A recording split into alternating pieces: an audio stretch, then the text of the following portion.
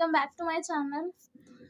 बहुत दिनों बाद मैं वीडियो लेके आ रही हूँ। तो आज हम हिस्ट्री पढ़ने वाले हैं। यहाँ पे रेबल्स एंड द राज जो हमने देखा है हमारी हिस्ट्री में 1857 की क्रांति के बारे में हमें बताया गया है, उसके बारे में आज हम पढ़ेंगे। ये 12th क्लास की हिस्ट्री का चैप्टर नंबर 11 है, रेबल्स एंड द राज। तो बेसिकली पहले हम थोड़ा हिस्ट्री जान लेते हैं कि इस हिस्ट्री के पीछे कौन सी हिस्ट्री है। स्ट्रेंज ना कि एक हिस्ट्री के पीछे भी कोई हिस्ट्री हो सकती है। यस, किसी भी चीज़ के होने के पीछे कोई ना कोई रीज़न, कोई ना कोई कारण तो होता ही है। तो आइए जानते हैं वो कारण क्या था कि आखिरकार लोगों ने 1857 का रिवॉल्ट क्यों किया। ऐसी क्या ज़रूरत पड़ गई कि उन लोगों को 1857 का रिवॉल्ट करना पड़ा, और ऐसा क्या उसके अंदर खास है कि हमें इतने सारे रिवॉल्ट में से हाईलाइटेड हमें सिर्फ 1857 का रिवॉल्ट ही क्यों बताया जाता है, पढ़ाया जाता है या हमें याद रहता है। इसमें कुछ खास बात होगी ज़रूर, तभी ये हमें याद रहा जाता है, पढ़ाया जाता है, ये मोस्ट हाईलाइटेड रिवॉल्ट रहा है। तो आइए जानते हैं इसके बारे में। तो पहले हम जान लेते हैं कि आखिर ये 1857 का रिवॉल्ट हुआ क्यों, ये है क्या 1857। तो देखिए, जैसे कि हम लोगों को पता है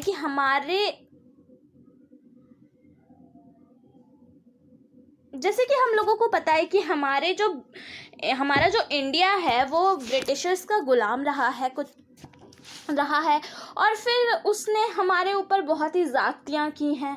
हमने उनसे विद्रोह किया, उन्होंने हम पे बहुत सारी पाबंदियाँ लगाईं।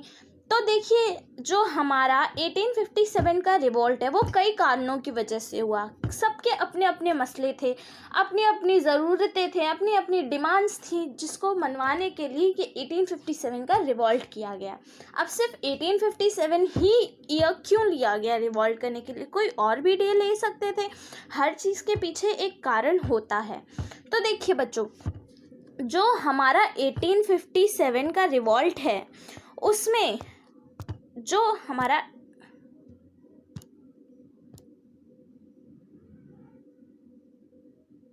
तो देखिए बच्चों, जो हमारा 1857 का रिवॉल्ट है उसमें क्या है, इसमें ना एक राज है कि ये 1857 में ही क्यों हुआ। तो इससे 100 साल पहले की बात है। 1757 में बैटल ऑफ प्लासी हुई। आप लोगों ने बैटल ऑफ प्लासी का नाम सुना ही होगा, जिसमें सिराजुद्दौला लड़ाई कर रहे थे ब्रिटिशर्स से, और उनके मीर जाफ़र नाम के एक सेनापति ने उनको धोखा दे दिया था। तो ये उस समय की बात है जब वो ब्रिटिशर्स अपना कब्ज़ा जमा रहे थे। फिर जब बैटल ऑफ प्लासी हुई और वो हार गए, देन उन्होंने कहा कि हम तुम्हारे इंडिया पे ट्रेड करने आए हैं, ठीक है, हम अपना बस ट्रेडिंग एरिया फैलाने आए हैं, दैट्स ऑल, नथिंग एल्स। तो अब भाई 100 साल हमने आपकी ज़ाती झेली, आपकी पाबंदियों में रहे हम, तो इससे बहुत लोगों में गुस्सा उमड़ पड़ा था। अगर मैं आपको 1 दिन, 2 दिन, 3 दिन अपनी पाबंदियों में रखूं, चौथे दिन आपको ऐसा होगा कि आप खुले आसमान में जीना चाहेंगे, आपको अलग ज़िंदगी चाहिए, आप किसी की पाबंदिशों में नहीं रह सकते हैं। ऐसे ही हमारे इंडियंस के साथ था कि आखिरकार वो कब तक ब्रिटिशर्स के गुलाम बन के रहेंगे। तो उन्होंने 1857 में अपना रिवॉल्ट छेड़ दिया, ठीक है बच्चों। तो अब देखते हैं, अब इसके कुछ रीजंस भी हुए कि क्यों आखिरकार 1857 का रिवॉल्ट हुआ। इसके कई सारे रीज़न हैं, इसके पॉलिटिकल रीज़न हैं, इकोनॉमिकल रीज़न है, एक्सेट्रा एक्सेट्रा। तो देखिए, 10 मई 1857 को ये क्रांति होती है शुरू। मेरठ के जो म्यूटनी है, ठीक है, मेरठ के जो सिपाही है उन्होंने जंग छेड़ दी। वो पहले पहुँचे हमारे बेल ऑफ आर्म्स में, ठीक है, वहाँ से अपने सारे आर्म कैप्चर किए। बेल ऑफ आर्म एक जगह है जहाँ पे ब्रिटिशर्स अपने सारे हथियार रखते हैं, ठीक है, वहाँ से उन्होंने अपने सारे हथियार कैप्चर किए। देन वो गए गवर्नमेंट बिल्डिंग्स के तरफ। गवर्नमेंट बिल्डिंग्स में जो उनके ट्रेजर थे, उनके रिकॉर्ड्स थे, वो सारे उन्होंने डिस्ट्रॉय कर दिए, ठीक है। उन्होंने डिस्ट्रॉय कर दिए।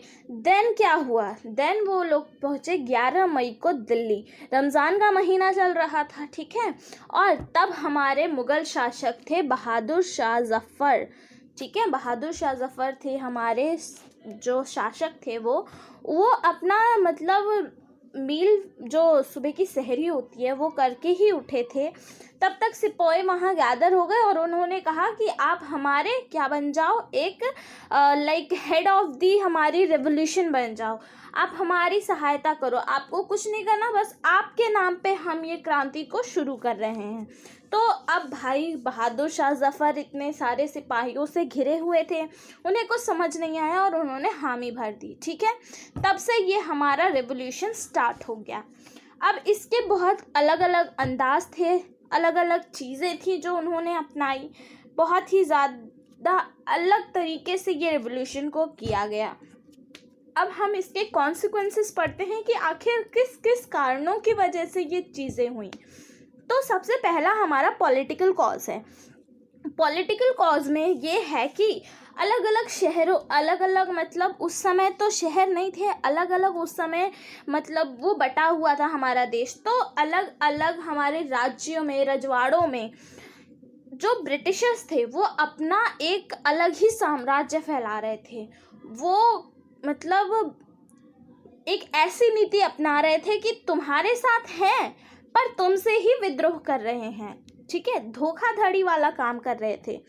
तो ऐसा क्या हुआ जो उन लोगों को रेवोल्यूशन करना पड़ गया। तो देखिए अलग अलग जगह पे, जैसे कि लखनऊ, कानपुर, बरेली, यहाँ पे बहुत सारे दंगे फसाद होने लगे, बहुत सारी लड़ाइयाँ होने लगी, बहुत सारे इल्ज़ामात लगने लगे। तो जैसे कि हम डॉक्ट्राइन ऑफ लैपिस है, वो हमारे लॉर्ड डलहौजी थे, ठीक है। उन्होंने झांसी और सतारा और को मतलब बंदिश बना लिया था। लाइक अब मैं आपको बताती हूँ आगे क्या हुआ है, कैसे हुआ है, क्यों हुआ है। तो Doctrine of Lapis by Lord Dalhousie annexed the Jhansi and Satara on pretext the adopted son can't be the ruler of the state। तो अकॉर्डिंग टू ब्रिटिशर्स वो लोग ये कहते थे कि जो हमारा अडॉप्टेड सन है वो नेक्स्ट रूलर नहीं बन सकते। जैसे कि हमें झांसी की स्टोरी पता है कि वहाँ के जो राजा थे और झांसी की जो रानी थी, उन्होंने अपना एक बच्चा अडॉप्ट किया था, तो वो लोग उसको नेक्स्ट रूलर मानने को तैयार ही नहीं थे, ठीक है। नेक्स्ट है कि subsidiary alliance by Lord Wellesley in 1798, annexation of state on following terms and condition. Britishers would be responsible for protecting their ally from external and internal threat to their power. British army contain would be stationed in all allied territory. The ally would have to provide resources for maintaining this content.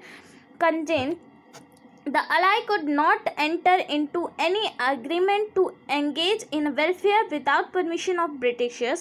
Nawab Wajid Ali Shah was destroyed and exiled to Calcutta on plea to that the region was be misgoverned. तो देखिए एक subsidiary alliance उन्होंने बनाई थी, like एक उसको हम कह सकते हैं कि एक कॉन्ट्रैक्ट की तरह बनाया गया था सब्सिडरी अलायंस, जिसमें उन्होंने कहा था कि भाई तुम हमारे साथ मिल जाओ, तुम हमारी ये सब्सिडरी अलायंस जो हमारा कॉन्ट्रैक्ट है उसको साइन करो, जिसमें हम आपको बहुत सारे बेनिफिट्स देंगे। बेनिफिट्स तो उनके ही ज़्यादा थे एज़ कम्पेयर टू राजा, ठीक है। उन्होंने क्या कहा था कि तुम हमारे साथ इस कॉन्ट्रैक्ट में शामिल हो जाओ, जिसमें कुछ टर्म्स एंड कंडीशन है। पहला टर्म एंड कंडीशन क्या है कि ब्रिटिशर्स तुम्हें बचाएंगे तुम्हारे दुश्मनों से, तुम हमारे अलाय बन जाओ, हम तुम्हें तुम्हारे दुश्मनों से बचाएंगे, ठीक है। आपकी जितनी भी अंदरूनी या बाहरी दिक्कतें होंगी उसको हम झेलेंगे, ठीक। सेकंड क्या था कि ये जो ब्रिटिश आर्म्ड है, ठीक है, जो उनकी सेना है वो स्टेशनरी रहेगी, ठीक है, वो तैनात रहेगी आपके एरिया में, ठीक। थर्ड वन है कि आपको कुछ रिसोर्सेज प्रोवाइड करनी पड़ेगी इस आर्मी को मेंटेन करने के लिए। लाइक जैसे आप अपनी आर्मी को मेंटेन करते हो वैसे ही आप हमारी आर्मी को मेंटेन करोगे। क्यों हमारी आर्मी को मेंटेन करोगे? क्योंकि आपने ये सब्सिडरी अलायंस का कॉन्ट्रैक्ट हमारे साथ साइन किया है, जिसमें आपकी जो इंडियन आर्मी है वो ना हो के हमारी ब्रिटिश आर्मी रहेगी, जो कि एक बहुत ही एडवांस आर्मी है अकॉर्डिंग टू देम। देन उन्होंने ये कहा था नेक्स्ट एग्रीमेंट के मतलब कंडीशन में कि आप किसी दूसरे से हमारी परमिशन के बिना कोई भी वेलफेयर प्रोग्राम, कोई भी एंगेजमेंट आप नहीं कर सकते, कोई मेल जोल नहीं बढ़ा सकते, कोई लड़ाई झगड़ा नहीं कर सकते, आपको सब परमिशन हमसे लेनी पड़ेगी।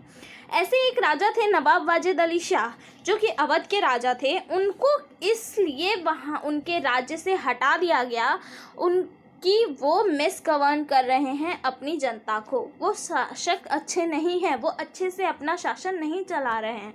हम आगे अवध के बारे में भी पढ़ेंगे कि सबसे ज़्यादा ये रेवोल्यूशन अवध में ही क्यों फैला। आपकी बुक में ये एक टॉपिक है, सेकंड टॉपिक, अवध इन रेवल्ट इन अवध, ठीक है, कि अवध में क्या हुआ ऐसा, क्यों हुआ ऐसा, ठीक है। अब हम आगे देखते हैं। अब कुछ रिलीजियस कॉज भी थे। इसमें मोस्ट रिलीजियस कॉज फेमस है आपका कौन सा, बुलेट वाला, ठीक है।